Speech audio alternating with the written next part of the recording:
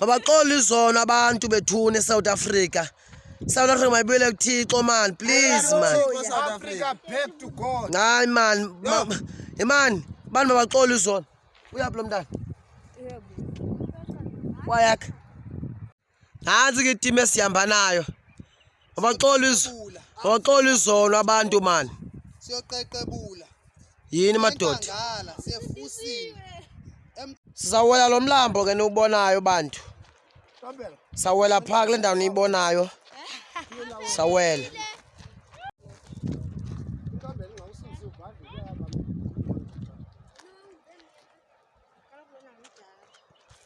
Sawela le ndawo ke bantu bakuthi. Siwela pha. Abaxola izona abantu man. Siqalile kushumayela nalapha. Sesisuka phayana egameni lika Jesu. Nkosisi nabaya sisibashumayezile ngegama lika Jesu. Sizawela ke ngoku. Siyaqalisa ke siyawela. Ngondi neqanduva lo fundisa abazalwane ndihamba nabo wela. Kumshumeli maqobolo pha. Kumshumeli maqobolo says ushem. Lapha ke bazalwane. Sawukhela imphefumulo phesheya. Siwela lo mlambo omkhulu apha kuthiwa ngumthatha igama lawo. Siyokhangela abantu man. Abantu mabaxola izona abantu man. Baxola izona abantu, mabaxola izona abantu. Abantu babaxola izona abantu man. Hallelujah, hallelujah. Abaxola izona abantu man. Abantu mabaxola izona abantu bethuna. Mabaxola izona bamayilanda imiphefumulo.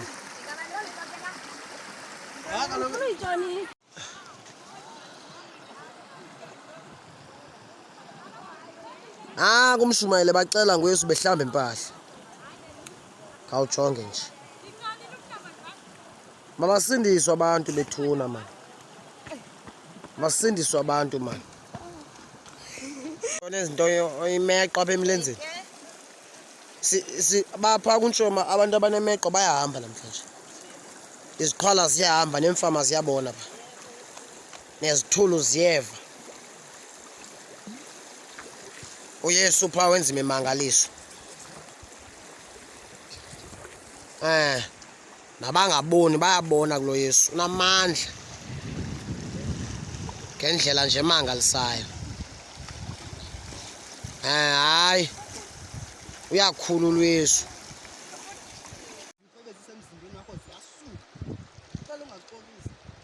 Yesu sihamba nawe indoda efohla izwi lakhe lingumdishonga.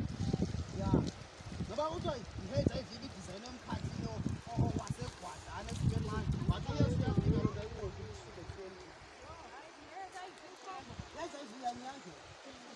Suvogqisa. Ogqisa ngabantu engilabaxoka abathi ayenzile. Bathi uYesu uyagcina amandla.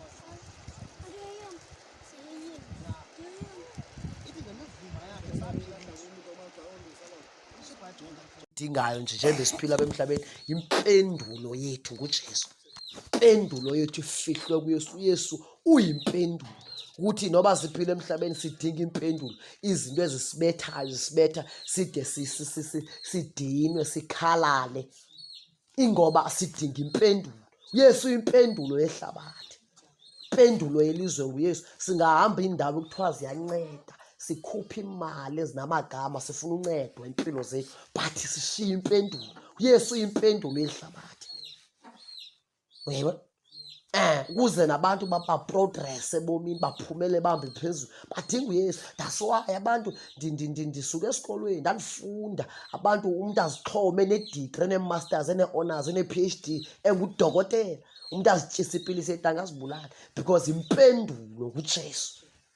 In yonke into uyakwazi umuntu ashiye isibaya sakhe umuntu ayozibulala eshiye isibaya sigcwele. Ngamanye amagama noba isibaya imali imoto impendulo ayihlela kwezona. Impendulo ihlele endodeni yahle ngesiphambanweni ukuze izono zabanintshi zixole labaphila emhlabeni. So ke sawuthandaza kunye nani. Nansi impendulo. uYesu impendulo. Impendulo edingwa ngabantu abaphila emhlabeni Abantu baya kosiyazi bawufuna impendulo. Uyayibona le? Athi umuntu ndiyofuna ukwazi uba ndithakathwa ngubani. Umzi wami waphela kangaka. Ugqitywa ngubani utsho umzi wami? Uyebo? Ngubani ludla umzi wami? Kutsho umuntu usegqihleni uyovumisa uba ngubani otsho umzi wami. Usiya impendulo. Uyesu uyimpendulo. Impendulo esiyidingayo ehlabathi nguJesu. Sathandaza. Nguyesu impendulo. Kuze abantu baphume umuntu aphumelele ebomini bakhe ahambele phezulu. Eli lizwe aliloncedwa ngurhulumente, urhulumente limohlule. Aliloncedwa ngugovernment, aliloncedwa nguRamaphosa. uRamaphosa ngeke alenze nto eli lizwe, ngeke alenze nto. Bonke noba ngatshintshwa kunikwe omnye umbutho ngeke wenze nto apha. Impendulo yalo mhlaba nguJesu osindisayo, yena yedwa exhonywe emnqamlezweni emthini wehlazo. Yes, siyathandaza. Cela siphakamiseni izandla zethu sivala amehlo wethu. Sizothandaza nani namhlanje? Impethe amandla njenge umpethe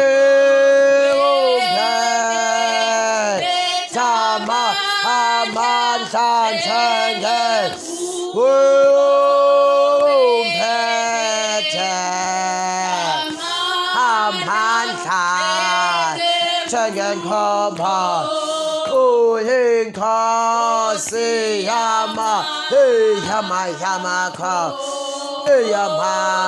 wimpethe amandla wena wimpethe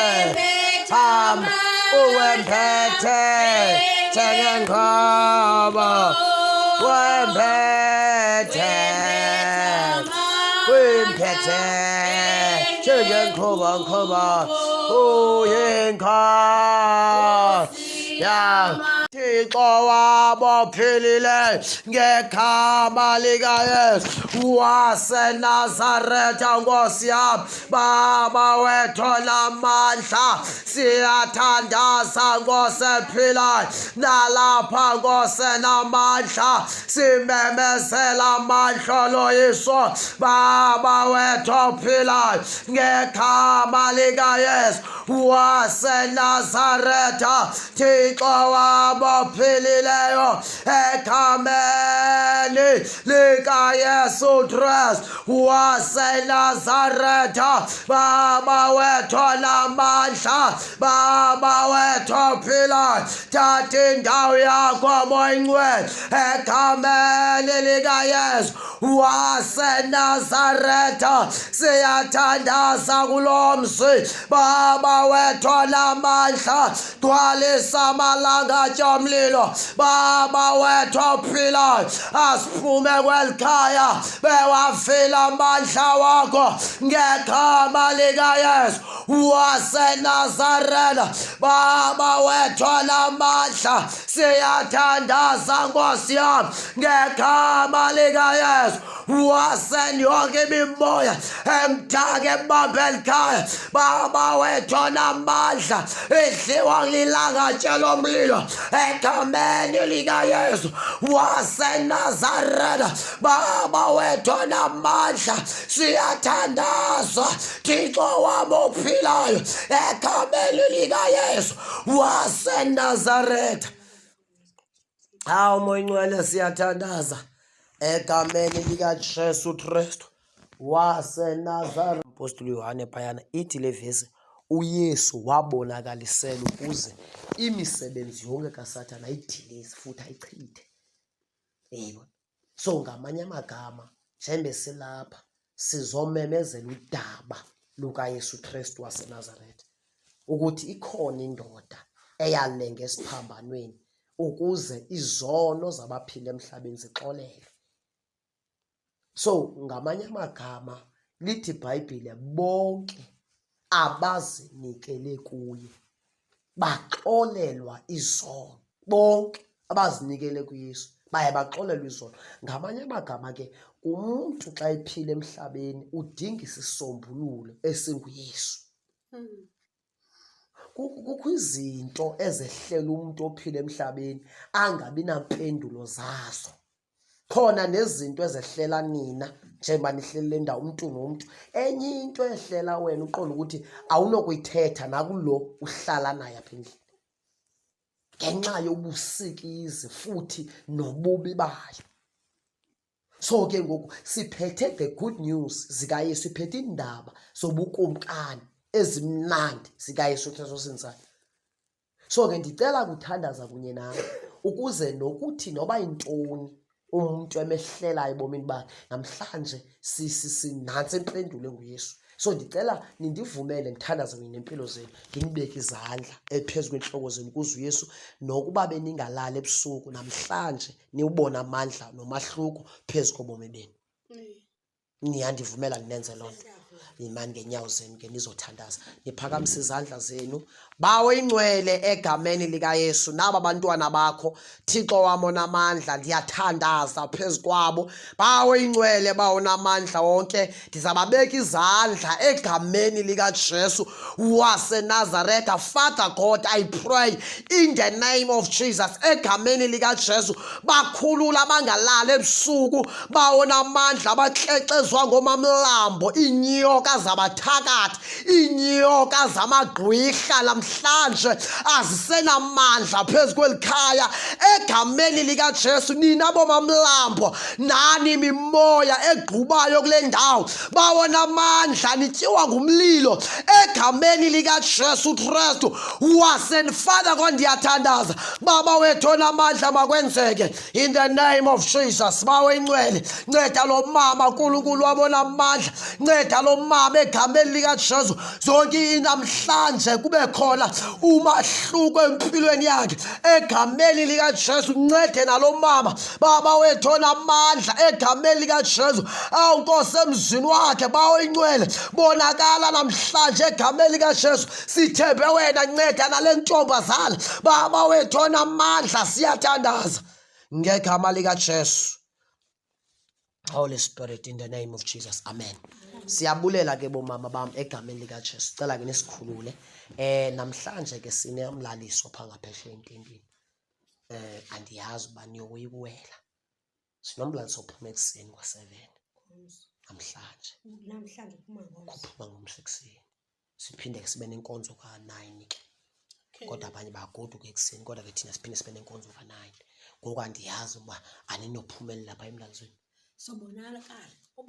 Kobonakala seke nizame. Intombi le iyamthanda uYesu, qha inentloni sisilo. Khani sosonipha amanzi ndisele. Kodwa uba makenze umzekelo